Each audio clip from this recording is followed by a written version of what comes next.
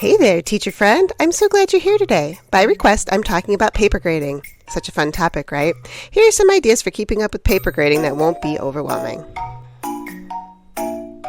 To grade or not to grade? That is the question. Not everything that you have students work on needs to be graded. Students do a lot of practice at school, and it should be that practice. So prioritize the assignments you grade to important ones such as tests, assessments, final drafts of writing, or projects. Focus your time and energy on grading papers that provide the most insight into your students' achievement and progress. Will give you the most bang for your buck. As a teacher, you know that if you graded everything, you wouldn't have time to do anything else. A good rule of thumb is 2 grades per subject per week. If you have more than that you think are important, great. Doing less may result in not having enough grades to adequately showcase your students' achievements. For those papers that you don't grade, I always wanted my students to know that I have at least looked at their papers. I mark them with a star if they did great, a smiley if they did well, and a check if it is done. Other times they get a sticker and it gets sent home. Here are some tips to make paper grading more efficient. ABC order. In my grade book, all of the students are in alphabetical order, so this is how I grade their papers. My students each have a classroom number based on alphabetical order, so number order is how I collect my papers. I have a pocket chart on my back wall.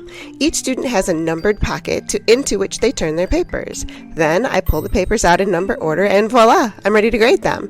This also helps alleviate the problem of no-name papers. Only grade part. Grading papers such as homework or practice classwork doesn't have to be all or nothing.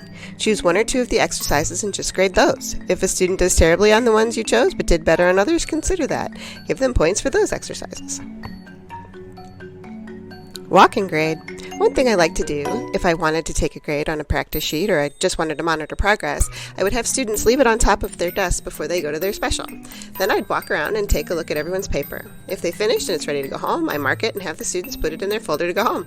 If the paper isn't done, then I circle the ones that didn't get finished. Then you can give them time to finish it later or send it home. Grading line. Have students bring their paper to you and wait while you grade it. I knew that if I wanted to check out a paper when it was done and send it home, I'd have students just bring it to me when they're done. I can usually grade it quickly and then give it back to the student to take home. This gives students instant feedback as well. If you want to put the grade in the grade book, jot the kiddo's score down on a student list and then enter them later. I try to make this process a little bit more fun by using smelly markers. Did you know there's such a thing as stinky markers now? The kiddos couldn't wait to get up to my desk with their paper so they could ew and yuck at whatever scent I was using. It was always rather amusing. Don't grade. If it's a paper that you want to send home without grading, put a sticker on it. Students will know you saw it and will appreciate the sticker. If it is a paper that is just busy work, recycle it. Keep in mind, though, that busy work doesn't serve the students or you as the teacher, so it should be avoided. Observe. Sometimes you get more information about how your students are doing just by walking around and watching them.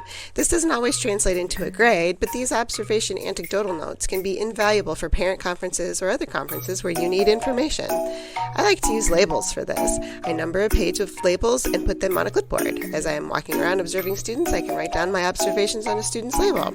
I stick that into a data notebook or conferring notebook when it's done. Technology is your friend. Instead of handing out papers for your students to complete, you can do computer assignments. Things like Boom Cards and games like Look It are super fun ways for your students to practice essential skills without papers for you to grade. Using something like Google Forms to create self-grading assignments is a great way to get grades without having to grade them yourself. Paper grading isn't always the most fun part of teaching, but it is essential. I hope you found some ideas in this post that will help make paper grading easier for you. I always would try to make paper grading a little bit more fun for myself by using a fun pen or some great stickers. It doesn't make it any easier, but it gives me an excuse to play with fun office supplies. Thanks so much for stopping by today.